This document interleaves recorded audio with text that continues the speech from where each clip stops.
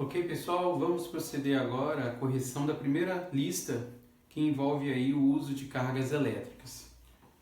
Bom, o primeiro exercício da nossa lista indica o seguinte, que na figura que foi dada, a partícula de carga 1 microcoulomb positiva e a partícula 2 de carga 3 microcoulomb negativa são mantidas a uma distância L igual a 10 centímetros uma da outra em um eixo X.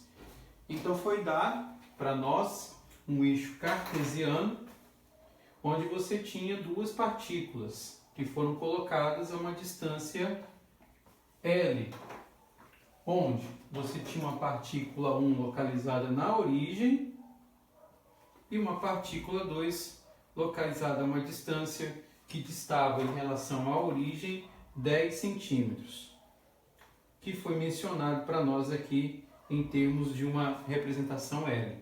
Essa carga Q1 é uma carga positiva, então vamos colocar aqui 1 microcoulomb, e a carga Q2 negativa, dada por menos 3 microcoulomb. Então nós tínhamos essas informações e a partir destas informações era solicitado o seguinte, que determinaríamos, a posição da coordenada x e a coordenada y de uma partícula Q3 de carga desconhecida, não sabemos a carga, para que a força total exercida sobre ela pelas partículas 1 e 2 seja nula. Então, a ideia é posicionar uma partícula Q3, que eu não sei o valor da sua carga, a carga desconhecida, de modo que a resultante das forças sobre essa partícula devido às partículas 1 e 2 fosse nula. Então a ideia central desse exercício aqui é partir do seguinte caminho, que a ação que as partículas 1 e 2 exercem sobre a partícula 3 deve ser de tal maneira que a resultante seja nula. Ou seja, vetorialmente, o que nós queremos é algo dessa forma.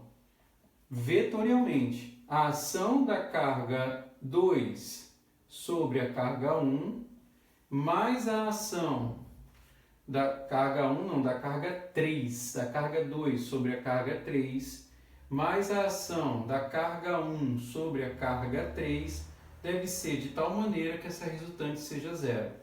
Sempre lembrando, quem pratica a ação está à direita do primeiro número, que representa quem sofre a ação. A partícula 1 e a partícula 2 estão praticando uma ação sobre a partícula 3, que possui essa carga desconhecida. A condição para que a resultante dessas forças seja nula indica, no caso, que nós queremos uma condição de equilíbrio. Essa seria a ideia central desse primeiro exercício. Em outras palavras, nós queremos resolver um problema de modo que, manipulando essa equação, nós tenhamos a seguinte configuração. Olha, que essas partículas devem ter a mesma direção, o posicionamento dela em relação ao eixo x e y, de modo que o módulo seja o mesmo, uma vez que se eu escrevo essa relação em módulo, ela gera uma igualdade, mas que os sentidos, nesse caso, sejam o quê? Opostos, por conta do sinal de menos aqui. Então, uma condição que eu preciso para posicionar a partícula Q3 indica que eu tenha a mesma direção, estou no eixo aqui horizontal, mesma direção, mesmo módulo, porém sentidos opostos. Mesmo módulo, sentidos e sentidos opostos. É essa informação que ele quer que nós busquemos aí na reprodução da posição da partícula Q3. Algo que é possível observar do próprio desenho, do próprio diagrama, é que o posicionamento da partícula 3 só pode ocorrer em relação ao eixo X.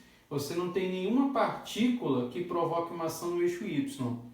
Então, sem fazer conta, nós já sabemos que a posição em Y aqui é nula, porque o posicionamento dessa partícula só pode ocorrer em relação ao eixo X. É isso que nós vamos buscar, sempre seguindo essa linha de argumentação, considerando que essa partícula tem que ter o mesmo módulo, mesma direção e o sentido, como é dado aqui, oposto.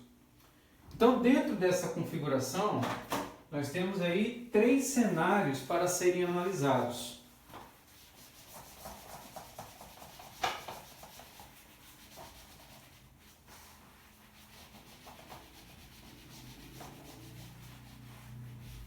Então, nós temos 3 cenários. Esses cenários refletem a posição relativa que a partícula 3 pode ocupar no eixo cartesiano. Então, mais uma vez, fazendo a descrição desse eixo, né, nós vamos colocar as posições hipotéticas que a partícula Q3 pode ocupar. Então, reproduzindo mais uma vez o eixo aqui, nós temos a partícula Q1, nós temos a partícula Q2, e aí, num primeiro cenário, nós vamos colocar, né, Q3, essa partícula, entre Q1 e Q2. Q3 entre Q1 e Q2. Então, digamos que a nossa partícula Q3, vou colocar em azul aqui, esteja em alguma posição aqui entre Q1 e Q2. Sempre lembrando, partícula Q1 positiva, Q2 negativa, e aí faremos a análise. Sempre lembrando, ela deve ter o mesmo módulo, mesma direção e sentidos opostos. Bom, a partícula Q3 é uma carga desconhecida. A direção está ok, porque é uma direção horizontal, ok? Mas o sentido, que é uma das condições que nós temos que deve ser oposto, não ocorre. Por que que não ocorre?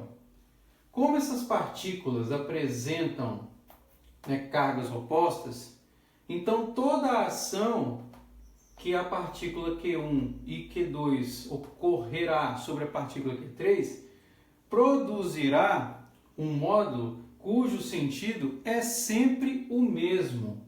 Por que isso acontece?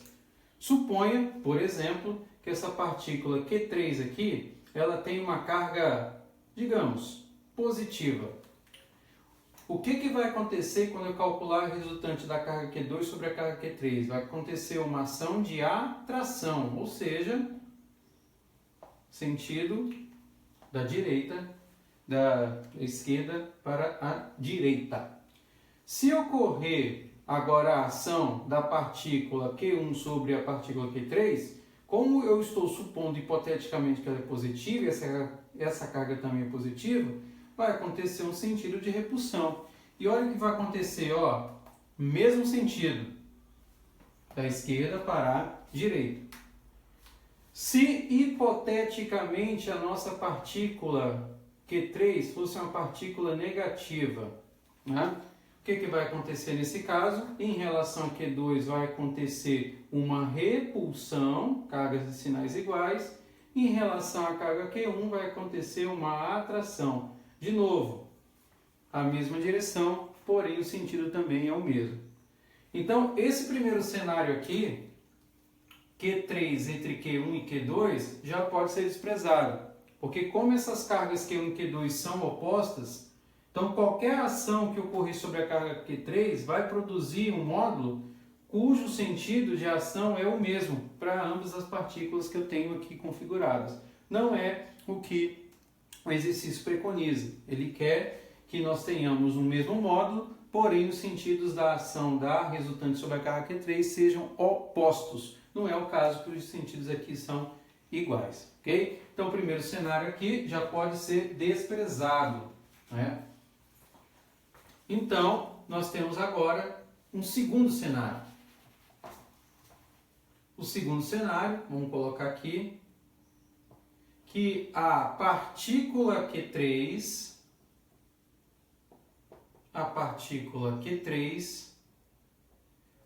esteja, vamos colocar aqui, à direita de Q2. À direita de Q2. Vamos colocar essa configuração. Então eu vou apagar isso aqui, né? Esse é o segundo cenário de possível posição que essa partícula vai ocupar. Então digamos agora que a nossa partícula esteja aqui, ó, esteja na posição à direita de Q2. Esse caso também é um outro caso em que a configuração de ataque para nós não é interessante. Por quê? Nesse caso, o módulo de Q1 é sempre menor que o módulo de Q2. Por que eu estou mencionando isso? Lembrando, a carga Q1 é 1 microcoulomb e a carga Q2 vale 3 microcoulomb. Então, qualquer ação de resultante sobre a carga Q3, ela vai ser sempre, né, modulada por essa informação. O que vai acontecer nesse caso?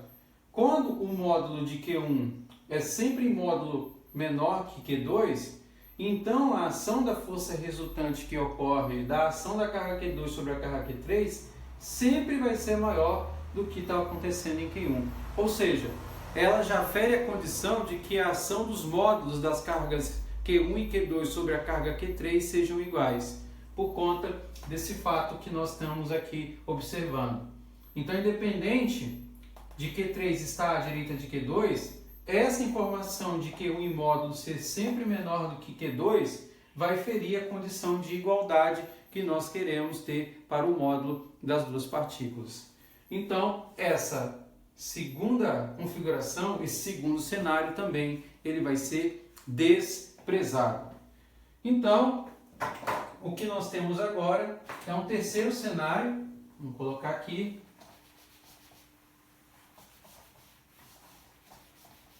em que a partícula Q3 está à esquerda agora da partícula Q1. No terceiro cenário, a partícula Q3 à esquerda de Q1.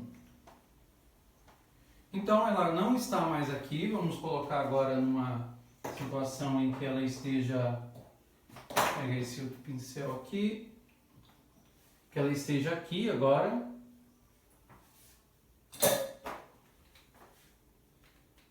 À esquerda, então vamos colocar nessa posição, e aí a mesma ideia, a mesma premissa.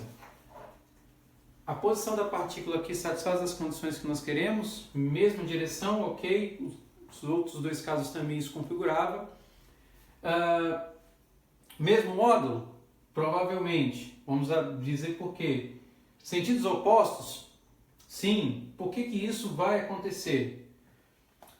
Em relação a Q1, se essa partícula Q3 está localizada a essa posição, a resultante da ação das forças que ocorrem sobre ela terá sentido oposto em relação a essa partícula. Por qual motivo?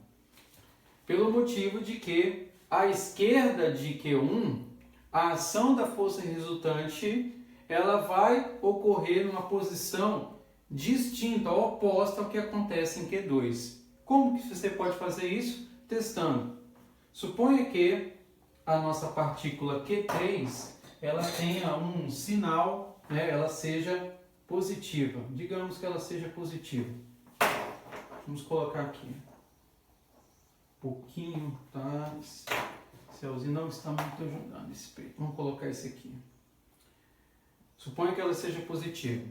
Em relação à carga Q3 vai acontecer o quê? Uma repulsão. Mas em relação à carga Q2 vai ocorrer uma atração. Sentidos opostos.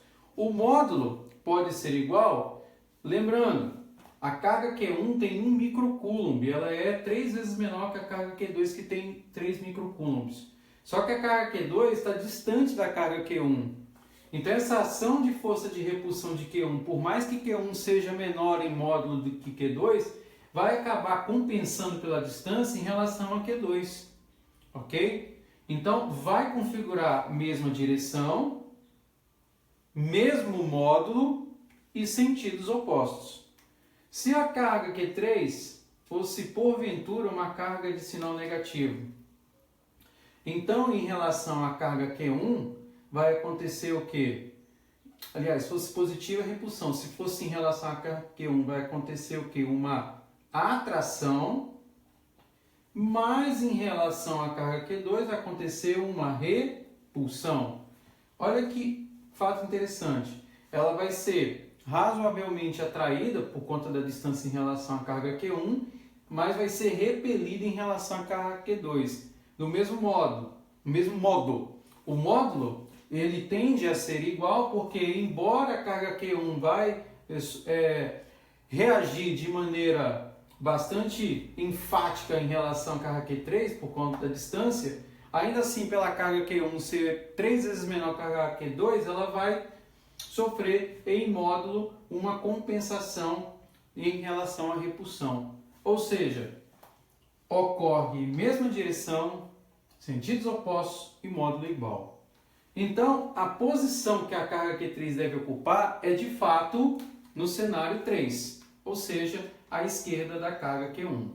E aí o que nós queremos a partir de agora é calcular essa posição. Então nós sabemos, né, que a posição de Q3 ela só é dada no momento pela informação do que temos lá em relação ao eixo Y. Então, em relação ao eixo Y, essa posição é zero. O que nós queremos agora encontrar é a posição em relação ao eixo X. Nós sabemos, sem fazer conta, que ela está à esquerda da origem. Então, esse resultado aqui, ó, vai ser negativo.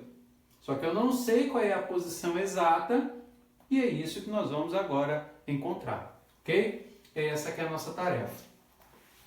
Então, para poder fazer essa conta, né, nós precisamos de um referencial. Então, que referencial seria esse? Né? Esse é o referencial que nós estamos buscando.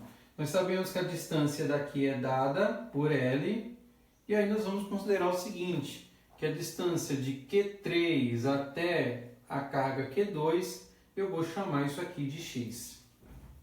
E aí, a partir desse ponto, nós vamos usar a equação para força elétrica para poder encontrar qual é a posição que essa partícula se encontra. É isso que nós vamos fazer. Então, nós temos lá da equação que F é igual a K, constante eletrostática, Q1 vezes Q2 sobre R ao quadrado. E aí nós vamos usar a ação da força resultante de Q1 sobre Q3 e de Q2 sobre Q3. Então, fazendo de modo a que eu tenha a igualdade sendo, né, conferida, lembra? Carga Q1 sobre a carga Q3 mais a carga Q2 sobre a carga Q3, e isso em módulo tem que ser igual a zero. Em módulo. Então, na prática, eu vou igualar as duas expressões de força para poder calcular a posição que eu estou buscando. Então, fazendo isso, fazendo um e o outro, vamos lá, a ação da carga Q1 sobre a carga Q3 vai ficar escrito de que maneira? K, Q1 vezes Q3, ok? E aí, qual é a distância em relação a Q1 e Q3? Pelo desenho, é a subtração da distância de Q3 a Q2, que é x menos L, ou seja, você vai buscar essa distância aqui. Então, aqui você vai escrever como x menos L ao quadrado. Em relação agora à posição 2 com relação a 3. Então, a mesma história, K, só que agora é Q3 vezes Q2, e dividido isso daqui pela distância de Q3 a Q2, que nós chamamos de x. E aí, no caso, vai ficar escrito ao quadrado. Então, o que a gente precisa agora? Igualar, porque o módulo configura isso, essas duas relações. Então, igualando, né? Vamos colocar assim. Nós temos o seguinte, olha, K, colocar Q1 vezes Q3, sobre x menos L ao quadrado, e isso é igual, ó, x ao quadrado, e aqui eu tenho K que multiplica Q2 vezes Q3. Então, o que é possível fazer aqui? cancelar o K, o Q3 e o Q3. E aí você vai ter Q1, Q2, x menos L, x quadrado. A partir daí, você vai manipular algebricamente as duas expressões para poder chegar no resultado. Então, ao fazer isso, eu vou jogar o Q2 aqui para a esquerda. Você vai ter Q1 sobre Q2. E aqui, o x menos L ao quadrado passa para a direita. Então, você vai ter x menos L ao quadrado sobre x ao quadrado. Como ambas as expressões estão elevadas ao quadrado, eu posso escrever assim, Q1 sobre Q2, sempre lembrando que a gente está calculando isso em módulo, elevado a meio, ou seja, o que é potência vira raiz. E aqui você vai ter x menos L sobre x. Quando você chega nesse ponto, você pode substituir numericamente os valores. Então, as cargas aí têm valores conhecidos, então a carga Q1 é 1, a carga Q2 é 3, isso em módulo, e aí você vai ter isso na raiz quadrada, correto? E isso sendo igual a x menos L sobre x. A raiz quadrada de 1 você extrai a 1. E a raiz quadrada de 3 não é exata. Você pode usar a calculadora e obter uma aproximação ou deixar na forma de raiz, do jeito que eu estou executando aqui. E fazer x menos L sobre x. Agora eu faço uma multiplicação em cruz. Então, a raiz de 3 multiplica por x menos L e 1 multiplica por x. Então, ao fazer isso, você tem raiz quadrada de 3... que multiplica x menos L, igual a x que multiplica 1, que é x. Então, agora você separa o que é x de L. Então, raiz de 3 multiplicada por x, fazendo a distributiva, menos a raiz quadrada de 3 vezes L, igual a x. Esse x que nós temos aqui, ele vai ser migrado agora para a esquerda. Então, você vai ter raiz de 3... vezes x menos x, e a raiz de 3 vezes L passa para a direita. Então, você vai ter raiz de 3 vezes L. Daqui você pode colocar o x em evidência, vai ficar raiz de 3 menos 1, igual a raiz de 3 vezes L. E aí, finalmente, isolando a posição de x, você vai ter raiz de 3 vezes L dividido pela raiz de 3 menos 1. Desse momento em diante, você vai usar a calculadora. O L é dado, vale 10 centímetros. Você fazendo as contas na calculadora, você vai obter um valor de x de aproximadamente 23,66 centímetros. 23,63 centímetros é a distância que você tem da carga Q3 à carga Q2. Só que você quer a posição da carga Q3 em relação à carga Q1 na origem. Então, para isso, você subtrai desses 23,66 os 10 centímetros, que é a distância que você tem entre Q1 e Q2. Então, ao fazer isso, subtraindo essa distância, você tem aproximadamente 13,66 centímetros. Como essa posição que você está calculando está à esquerda do eixo, a partir da posição Q1, então o resultado que vai nos dar o valor de posição de Q3 é de aproximadamente menos 13,66 centímetros, com a posição em Y, que já era conhecida como 0 centímetro. Ou seja, é essa a resposta que nós gostaríamos de atender, que é o local geométrico da partícula Q3 após a análise dos 3 cenários. É isso que finaliza aí o primeiro dos nossos exercícios, ok? Então vamos lá. Vamos para o próximo exercício 2.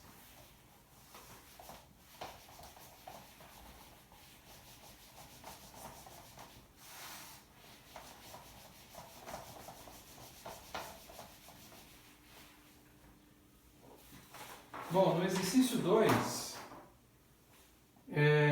perguntado o seguinte: qual deve ser a distância entre a carga pontual Q1, de 26 microcoulombs, e a carga pontual Q2 para que a força eletrostática entre as duas cargas tenha um módulo de 5,7 newtons? Isso aqui é um exercício de rápida aplicação do conceito de força eletrostática. Então você tem F igual a K vezes Q1 vezes Q2 sobre R ao quadrado. Então ele quer a distância. Então você pode trabalhar substituindo diretamente os dados numéricos na fórmula ou manipular a fórmula e deixar a distância em função das outras informações. Então se eu fizer isso, eu vou multiplicar o F pelo R2, então aqui vai ficar F vezes R2 igual a K Q1 vezes Q2. Então o R aqui, já escrevendo na forma de raiz, vai ser K Q1 Q2, o F que está multiplicando passa para cá dividindo, e esse 2 que é uma potência vira uma raiz quadrada, assim, ó. Essa é a distância em termos da fórmula que nós queremos. E daí, o que você precisa agora? Você precisa usar uma calculadora para poder obter os resultados. Então, numericamente, vamos colocar aqui o R vai ser igual a 9, constante eletrostática lá, vezes 10 a nona. O Q1, que é 26 micron, então é 26 vezes 10 a menos 6, que multiplica 47 vezes 10 a menos 6. E aí a força conhecida é de 5,7 e tudo isso daqui está elevado a meio. Então, quando você fizer os cálculos numa calculadora dedicada, você vai chegar aí no valor de R aproximado de 1,39 metros. Essa que é a resposta que nós queremos. É isso. Então, testa, usa a calculadora e chega no resultado próximo a esse. É isso. É apenas isso que o exercício 2 nos entregava.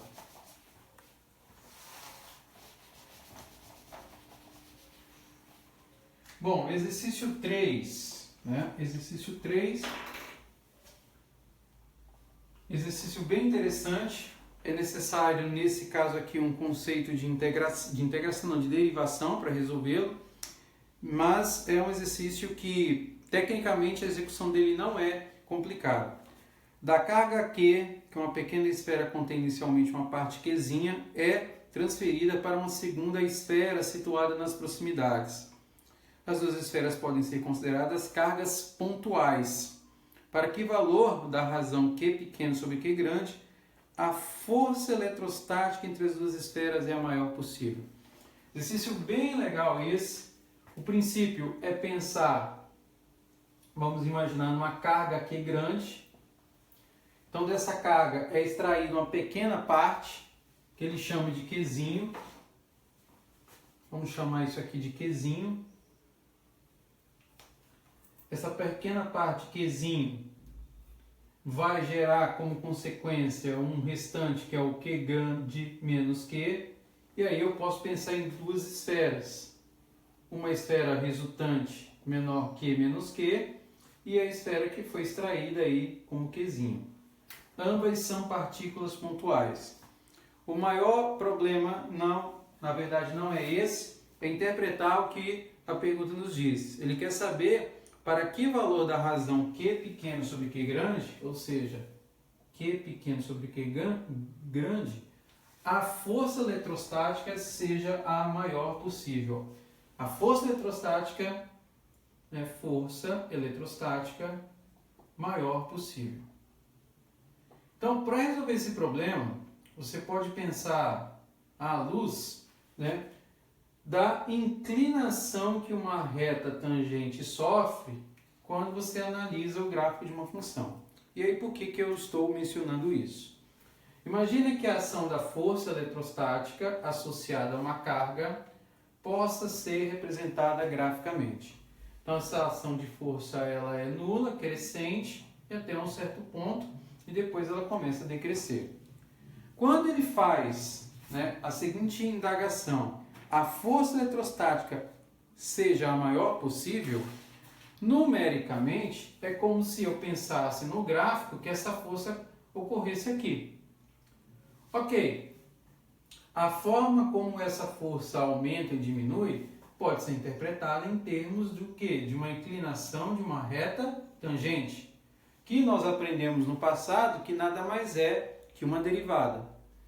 Especificamente nesse ponto, que seria o ponto onde a força seja a maior possível, a inclinação da reta tangente é nula.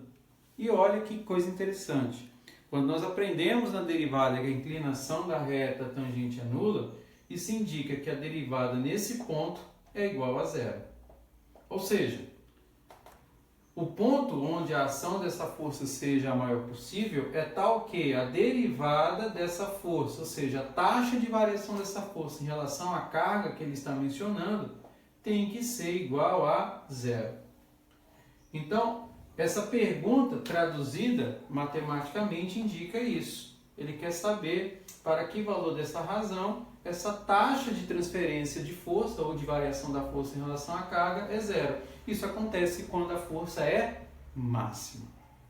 Ok, então com base nessa interpretação nós vamos usar a nossa expressão de força eletrostática e derivar ela em relação à carga aqui.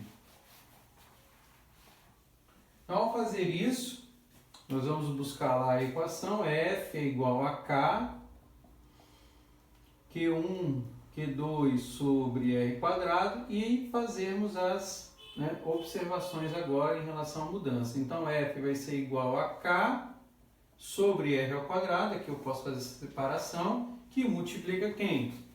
Uma carga Q grande menos Q e que multiplica uma cargazinha Q. Ok, essa é a expressão de força, só que agora eu vou trabalhar com a derivada do F em relação a Q. E aí o que acontece? Kr quadrado é constante. Essa derivada é zero? Não, porque ela está atrelada à multiplicação de uma função. Então você repete ela e aí vai derivar em relação a Q pequeno. Então em relação a Q pequeno, o que você tem se você não souber derivar de maneira direta? Que aqui existe um produto na distributiva de Q grande por Q pequeno. Então está aqui, ó, Q grande, Q pequeno, menos Qzinho vezes Qzinho, que aqui é ao quadrado. Então é isso que você vai derivar. Então derivando em relação a Q pequeno, vai restar para você Q grande, em relação a Qzinho quadrado, vai restar 2Q. E você fecha aqui, ok? Bom, daqui você sabe que o df dq, por hipótese, tem que ser igual a zero. Então, dessa expressão que nós temos, K sobre R quadrado, eu tenho que Q grande menos 2Q tem que ser igual a zero. Isso sendo igual a zero, então esse KR2 vai zerar quando ele passar aqui para a direita. Portanto, você vai ter que Q grande menos 2Q pequeno é igual a zero. Daí, então, Q grande vai ser igual a 2Q pequeno. E, por sua vez, a razão de Q pequeno sobre Q grande nada mais é que igual a meio, fazendo a separação aqui entre os dados. Então, esse representa para nós o resultado desse exercício 3, ou seja, a razão para a qual a força seja a maior possível da ordem aí de 50% entre essas duas cargas. É isso. Finalizamos aí o exercício 3 da nossa lista.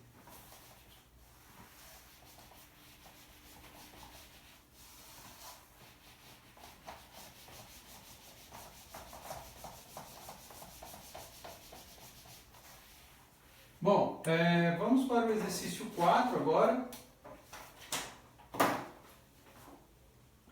No exercício 4, ele menciona o seguinte: na descarga de retorno de um relâmpago típico, uma corrente de 2,5 vezes 10 a quarta ampere é mantida por 20 microsegundos. Qual é o valor da carga transferida? Esse é um exercício bem tranquilo, que envolve aí o conceito de corrente para nós. Então, o conceito de corrente. Opa, isso aqui não está legal. Ele indica para nós o seguinte, que a corrente é uma taxa de transferência. De quê? De carga em função do tempo. Nós mencionamos isso lá na aula. Corrente é uma taxa de transferência. Ele quer saber para qual valor de carga você gera com base nas informações de corrente e de tempo. Então daqui, esse elemento de carga que eu quero, multiplicando aqui em cruz, né, esse elemento infinitesimal de carga, é obtido através do produto da corrente, que ele nos dá aqui, que é 2,5 vezes 10 a quarta em ampere, pelo tempo de 20 microsegundos. Então 20 vezes 10 a menos 6. Então fazendo as contas aqui, o elemento de carga que você gera, então, usando aí uma calculadora dedicada, é da ordem de meio coulomb. Não é algo difícil, porque 20 vezes 2,5 aqui é 50, 50 vezes 10 a menos 2, quando você sai da notação científica, isso equivale a meio coulomb. Então é isso, é a carga que você gostaria de obter, e finalizamos o exercício 4. Exercício bem tranquilo, bem legal de ser feito. Bom, vamos lá.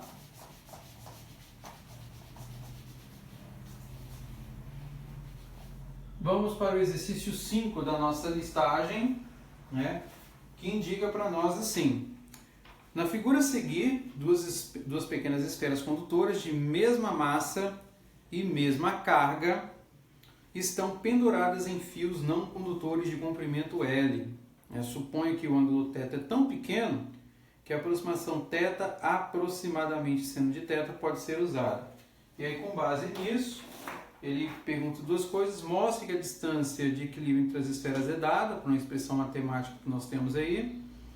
Se L, no item B, igual a 120 centímetros com a massa em 10 gramas, e x igual a 5 centímetros, determinar o valor em módulo de quê? Ok.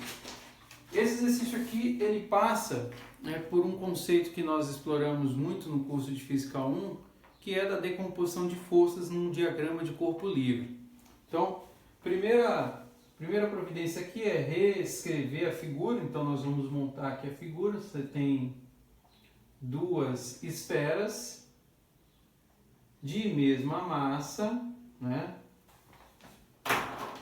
Tem a mesma massa, tem um comprimento L, elas distam uma da outra em relação ao centro uma distância x e formam entre elas o ângulo θ. As cargas, elas apresentam o mesmo ângulo, θ que ele menciona aqui, e ele quer que a gente obtenha uma expressão no item A, de modo, ou seja, demonstrar que x, que é essa posição entre as partículas, é igual ao produto de q ao quadrado vezes L sobre 2πε0 mg, e tudo isso escrito numa raiz cúbica, ou seja, tudo isso elevado a 1/3. É isso que ele quer que a gente faça nesse exercício.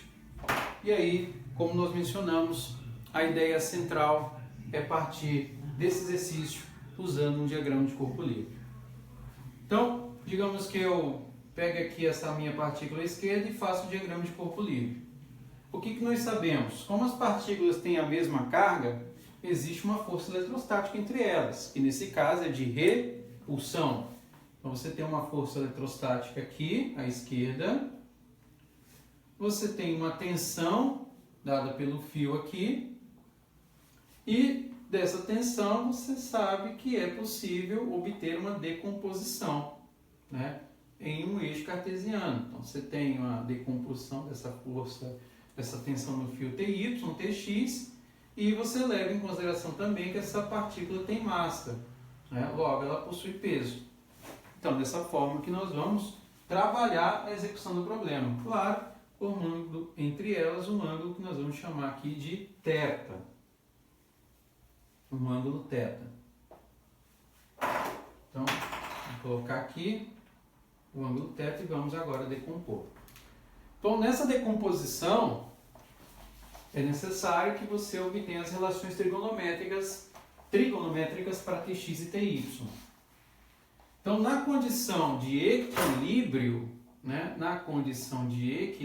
que nós temos, então o processo aqui indica o seguinte, olha, que quando eu calculo o seno, no caso em θ, razão entre o cateto oposto sobre a hipotenusa, então você tem Tx sobre T, e para cosseno de θ, você tem a relação cateto adjacente Ty em T.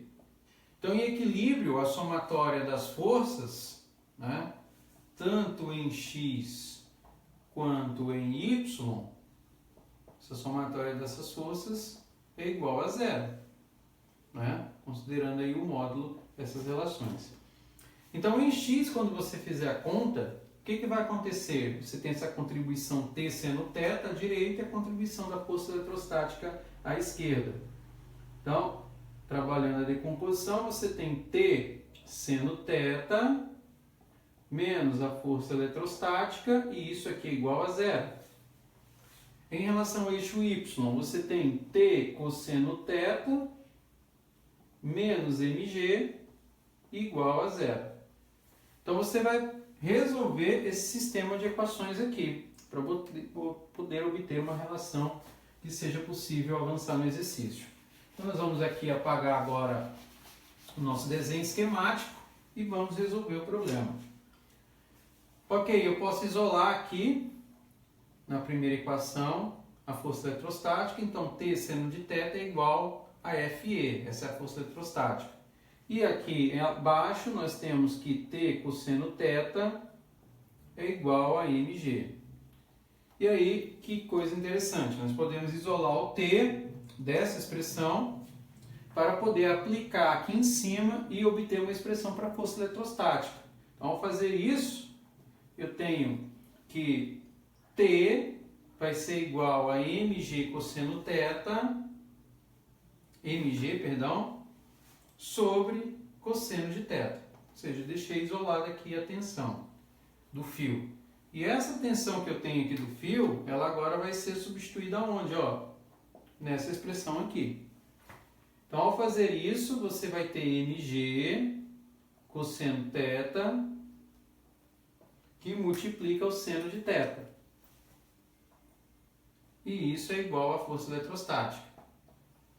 Você sabe que a relação entre seno e cosseno obtida aqui vai te produzir uma tangente. Então, desse processo, você tem que a força eletrostática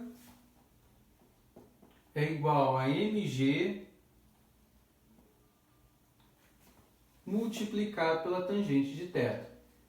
E quando eu chego nesse ponto, eu vou voltar lá no meu desenho, porque ele me dá uma informação que é relevante para poder avançar no exercício. Lembre-se, eu quero obter a posição de x. Nós não temos ela aqui ainda aparecendo, mas a informação da tangente vai nos poder fazer uma conexão agora com a figura que foi nos fornecida.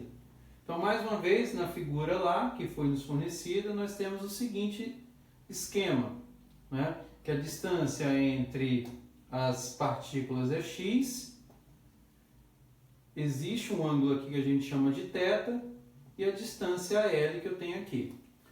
Bom, como essa distância x, ela está na bissetriz formada pelo ângulo θ, então ela está separando ambas as distâncias aqui no centro na metade, x sobre 2. E aí, o que você observa dessa figura é que ela gera para nós um triângulo retângulo, né? Fazendo uma descrição do que você tem aqui. Você tem a formação de um ângulo θ, em relação ao eixo, ela forma um ângulo de 90 graus, como essa posição aqui é x sobre 2, essa é L, então você pode obter uma relação que me permita fazer a conexão com a tangente. Tangente é a relação entre cateto oposto e o adjacente. Vamos chamar, como eu não sei essa medida, de alfa. Então, minha tangente de θ, nesse caso, é a relação entre o cateto oposto x sobre 2 pelo adjacente, que é alfa. Esse alfa, por sua vez, você pode obter em termos de L e x2 usando outra propriedade do triângulo retângulo, que é o famoso teorema de Pitágoras, né? Então, por Pitágoras,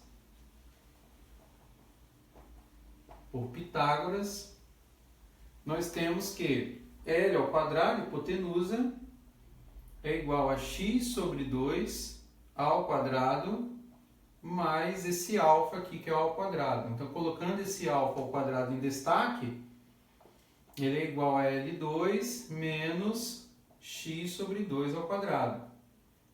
Ou seja, na expressão de alfa que eu quero, L quadrado menos x sobre 2 ao quadrado, ele deverá ser escrito na forma de uma raiz quadrada. Ou seja, eu saio daqui de uma potência para escrever como uma raiz quadrada. Essa é uma relação que eu posso obter. E aí, no enunciado, ele menciona, vamos apagar agora aqui, que essa aproximação que é gerada em θ, quando ele é aproximadamente seno de θ, ocorre quando θ é pequeno. Ou seja, quando a relação de θ, ou seja, o ângulo de inclinação de θ é muito pequeno em relação a L. E essa informação que nos dá o enunciado, ela é importante inclusive para poder obter aqui uma informação sobre essa medida alfa que a gente tem aqui do triângulo retângulo. E não é difícil de você obter isso. Por quê? Se o θ que nós temos aqui, ele é muito pequeno em relação, à distância entre as partículas, o que nós podemos aqui inferir é que a distância L, ela é muito maior que a distância x e, por sua vez, muito maior ainda que x sobre 2. Isso não é difícil de você observar, por quê? Porque quando esse ângulo θ é muito pequeno, isso significa que a distância em relação à origem aqui, ao centro, ela vai ficando cada vez menor. Ou seja, em comparação com L, que é uma distância fixa, que é o comprimento do fio, ele vai ficando muito menor que ele.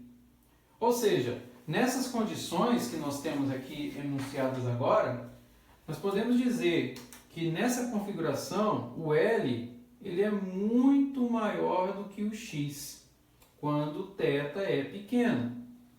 E isso indica para nós que o x nessa expressão pode ser o quê? Como L muito maior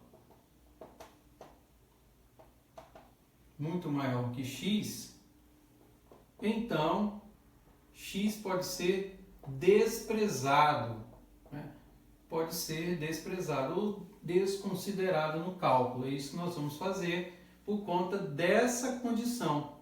Pode ser desconsiderado ou desprezado. Ok? Então, vai acontecer o seguinte, que nessa expressão aqui, eu vou cortar o x. Ele não vai entrar na nossa conta por conta dessa informação do θ ser muito pequeno quando se comparando o L com o x. Então, ao fazer isso, na expressão que eu apaguei ali em cima, a nossa tangente de θ ela vai mudar de representação matemática. Então, lá nós temos, que nós escrevemos ali, que a tangente de θ é a relação entre o cateto oposto, que é x sobre 2, sobre o nosso alfa. O nosso alfa agora, ele estava assim.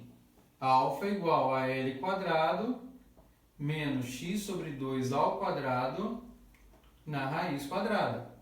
Então, o desprezo do x é em comparação com L, não nesse caso, porque o x aqui está solto, ele não está associado com L. Então, toma muito cuidado na hora de fazer esse desprezo, porque o x aqui eu não vou desprezar, eu vou desprezar aqui, na comparação com L. Então, eu desprezei o L, então o alfa aqui vai ficar escrito como L quadrado elevado a meio, ou seja, cancelando o 2 da potência com 2 aqui do radical, vai virar L. Então, a tangente de θ, no fundo, vai ficar escrito como x sobre 2, dividido por L, ou, se preferir, x dividido por 2L. Então, toda essa ginástica algébrica foi feita agora para chegar aqui na expressão da força eletrostática e substituir a tangente de θ por quem? Por x sobre 2L, para poder, a partir daí, prosseguir no exercício. Ok? Então, ao fazer isso, nós temos agora o seguinte, que FE vai ficar escrito como mg, que multiplica x sobre 2L. E agora nós temos condições de obter a resposta do item A. Por quê? Porque a gente sabe que a força eletrostática, por definição, ela é o quê? Ela é dada lá como sendo o produto de uma constante eletrostática, do produto de duas cargas. Como as cargas são de sinais iguais, então é Q vezes Q ao quadrado, pela distância, que no nosso caso ali é x quadrado, né, que a distância entre as cargas era de x. Então nós vamos agora comparar essas duas equações e daqui obter a relação que ele quer, que é a equação associada ao valor de x, que ele dá no enunciado aí do exercício 5, item A. Ok? Então vamos lá fazer essa passagem. Então nesse processo eu vou multiplicar x quadrado por x, então vai ficar mg x ao cubo igual a 2L vezes K vezes Q quadrado. Então daqui o x ao cubo vai ficar escrito como 2L K Q quadrado sobre mg. Não é exatamente ainda a resposta, porque ele está escrevendo K, que é a constante eletrostática, lá na resposta em termos de 1 sobre 4πε0, que é o que nós vamos usar agora na substituição. Ao fazer isso, ao fazer essa conta, nós temos que x ao cubo agora vai ficar escrito como sendo 2 vezes L. Vou colocar aqui em laranja para deixar destacado. O K é 1 sobre 4πε0, ok? Vezes Q quadrado. E aqui embaixo o M associado com G. Então daqui você pode cancelar o 2, né, com o 4. E aí você tem que a expressão de x ao cubo fica escrita como Q quadrado vezes L, porque esse 2 foi cancelado. E aqui embaixo vai ficar 2πε0 mg. Então, finalmente, você chega aí, né, ao resultado, porque se o 3 é uma potência, ele vira agora uma raiz cúbica, né, de Q quadrado vezes L sobre 2πε0 mg. E aí, chegando nesse estágio, né, vamos colocar aqui, nós chegamos na resposta do item A, que ele quer que eu tivesse a expressão do tipo Q quadrado 2πε0 mg elevado a 1/3. Então está feito aí essa primeira parte do exercício, o exercício está executado no item A. E aí, para resolver o item B, ele nos dá algumas informações numéricas de posição, né, do fio, comprimento do fio, para poder obter um valor da carga nesse item A aqui, ó, de forma modular. Então, nós damos um passo atrás, voltamos nessa expressão para isolar a carga e obter esse valor. Então, daqui você tem dessa expressão 2πε0, ou se preferir, você pode trabalhar com K, tanto faz, 2πε0 mg x ao cubo igual a Q quadrado vezes L. Então, isolando aqui o Q quadrado, então você vai ter Q quadrado igual a 2πε0 mg, ok? Que multiplica x ao cubo dividido por L. Então, daqui esse 2, que é uma potência, ele agora vai virar o quê? Uma raiz quadrada. Então, daqui, esse elemento vira uma raiz quadrada. E aí você vai usar a calculadora para chegar nos resultados. Então, usando uma calculadora dedicada, você vai obter um valor aí, substituindo os dados, de que é aproximadamente 2,38 vezes 10 a menos 8 Coulomb. Tá? É essa a informação que nós vamos obter aí, executando os cálculos. Claro, você vai usar aqui a outra constante eletrostática de permissividade, que é de 8,85 vezes 10 a menos 12. mas multiplicando pelos dados que foram fornecidos e extraindo a raiz quadrada, a ideia é que você chegue no valor próximo a esse resultado aí, que é o resultado que a gente vai gerar, ok? Então está feito aí o exercício 5, item A e item B. Então nós vamos agora resolver o exercício 6.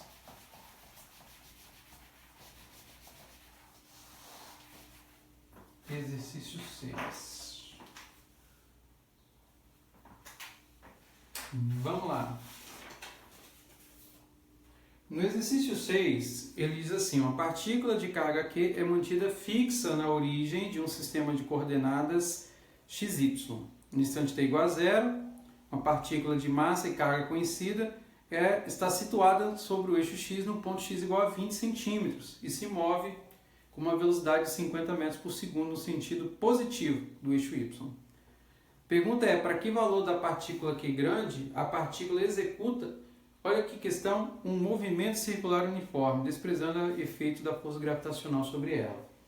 Então a ideia desse exercício é o seguinte: ela está se movendo em relação ao eixo x, né? Em relação ao eixo x, o pincel não está colaborando comigo mesmo. Então, em relação ao eixo x, vou fazer aqui bem, apertar um pouco aqui para ver se sai.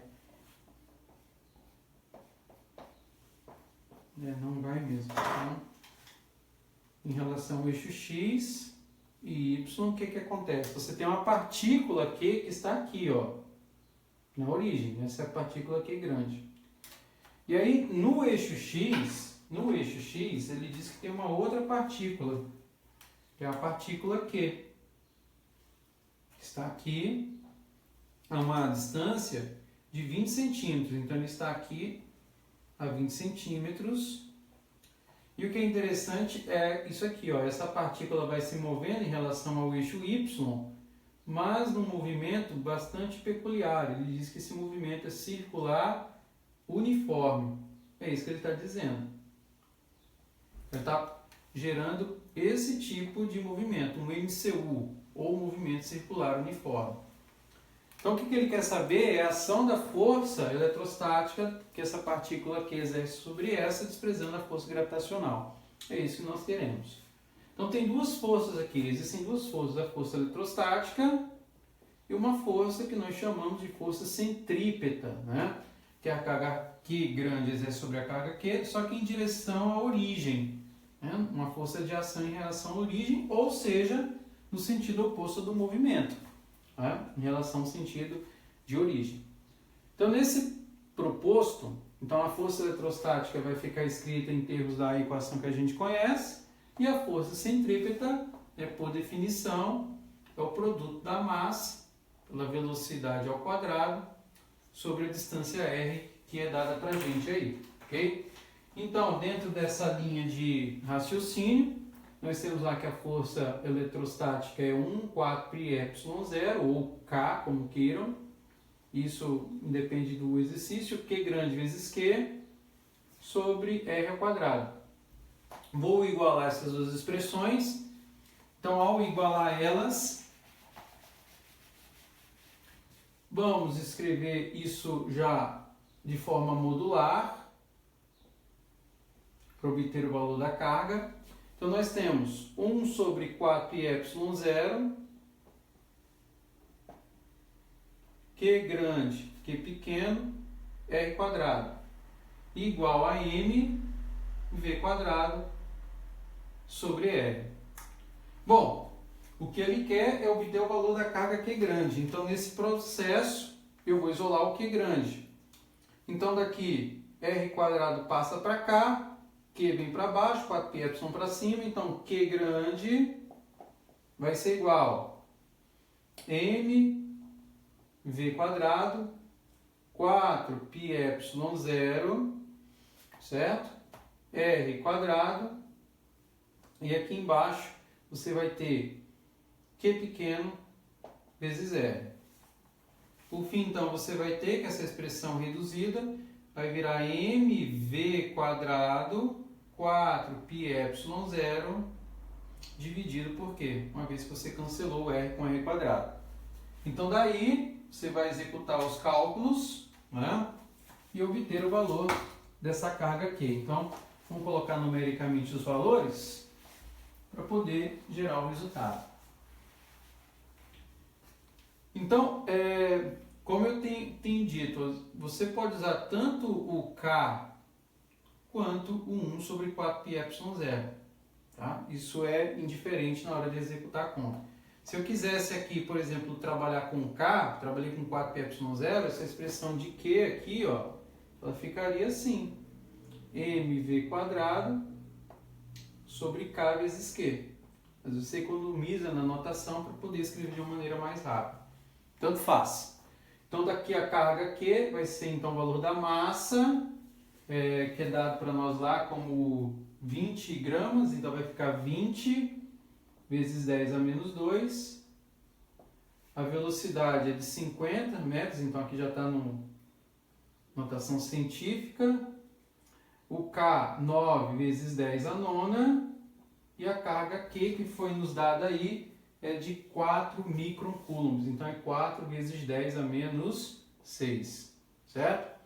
Então fazendo todas as continhas aí, você vai obter um valor de Q de aproximadamente 1,11 vezes 10 a quinta em coulombs. Então isso aí acaba finalizando para nós o penúltimo exercício da nossa lista, exercício 6, beleza? Ok, feito. Vamos para o último exercício, exercício 7.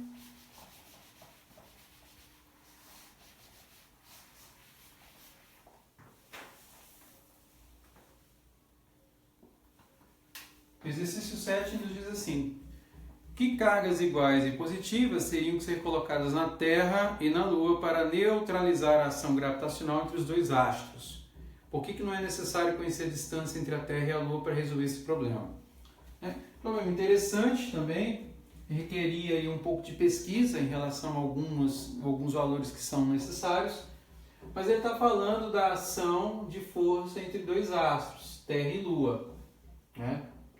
Existe uma ação de força gravitacional, e nós comentamos isso, que a ação da força eletrostática, em termos da lei de Coulomb, ela é similar, em termos formulários, da força de ação gravitacional de Newton, em que você possui um produto entre massas, que é inversamente proporcional ao quadrado da distância que as separa.